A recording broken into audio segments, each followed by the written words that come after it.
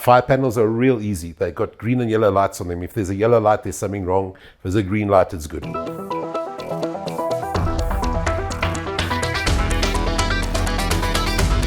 Hi everybody, welcome back to Talking Fire. We are going to be touching on maintenance. We did touch on maintenance and we are continuing to because we've had a lot of questions regarding maintenance. What are the requirements? What is the end user's requirement? What is the contractor's requirement? And who's responsible for what? So I am sitting here with Clive Ford, our chairman, who is going to take us through the requirements from all parties in more detail. Clive, over to you. I've gone for my intelligent look. I've got glasses on. So what we're going to do is I'm going to refer to the standards. That's why I've got some assistance here. But basically, at the end of the day, when you get a fire detection system, you've bought the system. It's the same as buying a car. It's your system. It's not the installer's system. It's your system. You've paid for it. And therefore, you've got some responsibilities to look after it. The standard's quite specific. We're always referring to 10139 at the moment. We're not looking at any other standards. We will touch on them later on, but at this moment in time, we're looking at 10139 2021, which is the new standard. So you as an end user, your responsibility is to look at your system every day. You've bought the thing to protect your property, to protect your staff. Every morning, every afternoon, you need to look at it and see that there's no faults on the system, to see that the power is on. Fire panels are real easy. They've got green and yellow lights on them. If there's a yellow light, there's something wrong. If there's a green light, it's good. Once a week, the standard requires that you test the system. So that could be a case of activating a manual call point and making sure that the sound is sound. And just to make sure that firstly of all, your staff know what they're expecting to hear in a fire condition. And secondly, to make sure that the system works. The next thing on from that is that you should have a service level agreement in place with a reputable company, the company that's got registered service technicians, that they know what they're doing, that they've got correct training on the panels, got correct training on the system. Off of that, the standard is now a little bit ambiguous, but people don't always understand. The standard says you should test your whole system in a year. Over a year period, test your whole system. However, you need to have a minimum of 2 visits from a service company. So the logical way of doing this is to service it once every 6 months, test half the system, you're covered for a year. Depending if the area where it's installed is really dirty, you go 3 months, you can go 2 months. It depends completely on your system and how much maintenance is required. The standard, and we're going to say the requirements on the documentation. Okay, so let's stay with the standards at the moment. Let's stay with the servicing requirements at the moment. Check it every day, check it once a week, test it, and then every 6 months minimum have a service company come and inspect it.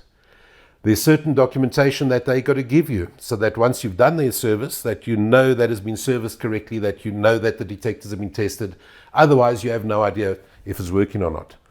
Keep the stuff safe, because when your building burns down one day, the insurance company is going to say, did you service it? You've got to have proof that has been done. I think that covers most of that side of it, Hilton. I think it's also just important to touch on the fact that when you inspect your fire panel in the morning, if there's a fault condition or if you've had a false alarm, these need to be recorded. And a constant fault condition should be referred back to the company that you use. It's very much like referring back to vehicles. Should your check engine light come on, you take it to the garage, you phone somebody. You don't just leave it and wait for the engine to fall out. Yeah, and wait for the next service. So the end users need to understand that the responsibility is on them to make sure their systems remain compliant as much as it is on the fire installer to install it. But they need to put service level agreements in place.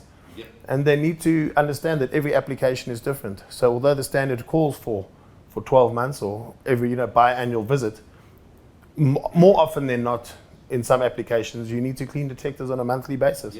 More on the industrial side and that kind of thing. So, and noting the faults on the system, there are limitations of the false alarms, so unwanted alarms that you can have on a system, and it's specified once again in the standard. You can have I would have to check, but I think it's like 2 or 3 detectors in a year period that can give you a false alarm. If it's more than that, your service company has to put checks and balances in place to make sure that you're not getting false alarms. Otherwise, people tend to ignore it.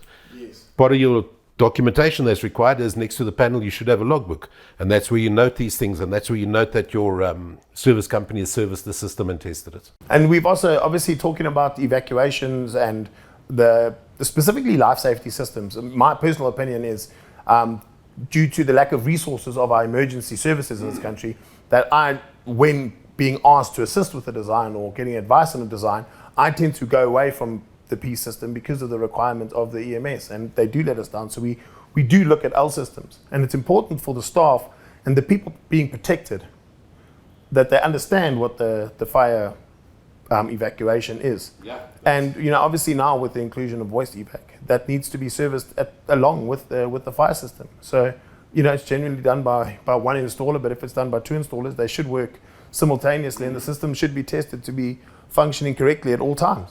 Well, that would be my opinion, and that's I think that the standards indicate that is the way to go.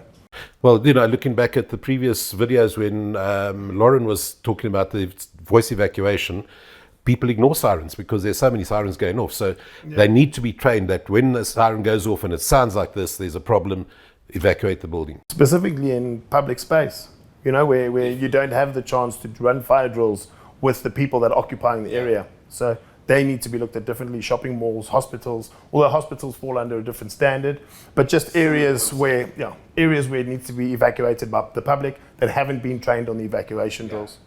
So it's also important that all that stuff gets put in place to, hopefully, prevent fires or detect fires early, prevent loss of lives. Yeah. And save assets, protect, but business continuity. Without that's that, what it's about. We have big problems. Yeah, we saw what happened down in Natal with the looting and the fires there. At least lives were saved. Exactly. Yeah. So if there's any further questions, we are going to continue to touch on maintenance on a regular basis due to the importance of maintenance.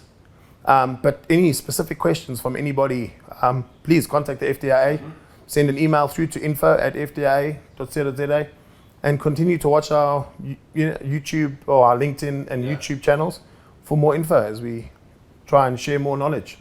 So let me just have a quick look here. Documentation that's required. And this comes back to your supplier, your installer that's installed the system. He's got to have some documentation in place, the type of detection that's been installed, the standard that it's been installed to. So in 10139, you have several categories, as Hilton spoke about earlier, the L and the P. L being life safety, P being protection, property safety. You've got to have schematic drawings in place so that when the guys come to site and maintain, and God forbid there is a fire, that they can see where the devices have been installed, that they know what to look at. Let's see. The one big thing that always comes up is when your company services a system, this is not to say that they've now come and done a whole review of your system, all right? It says routine servicing of a system does not constitute a fresh review of the design, but is a verification of the functionality and serviceability of the existing system. So your service technician is coming in, he's testing the system, he's saying it's functional, he's not saying that the design is right. However, any non-compliances can be identified by the company, and I would say that if a company doesn't do it, then they're throwing money away. You want to know that your system is functional, and you want to know that yes, it's according to standard, or no, it's not. After that, it's then up to you as the client to make sure that you get the right people involved to get the system up to speed again. Let's see, what else do we say? Remote indicators should be checked. Also with the service, the cause and effect program needs to be done if it's an addressable system. If detector number 1 goes off, home the lifts. If detector number 2 goes off, make me a cup of coffee, that type of scenario. Service technician, and then otherwise most of the detectors should be tested according to the manufacturer's guidelines, especially when you start going with video smoke detection or aspirating systems. You need to have that information that is tested according to what the manufacturer has given. And I think that's about it on the maintenance side. As I say, we'll continue to address harp on it, because that is most important. You can't install a system and not look after it because you don't know if it's working or not. It's sitting there quietly in the corner, and when it doesn't work one day, then you moan. 100%.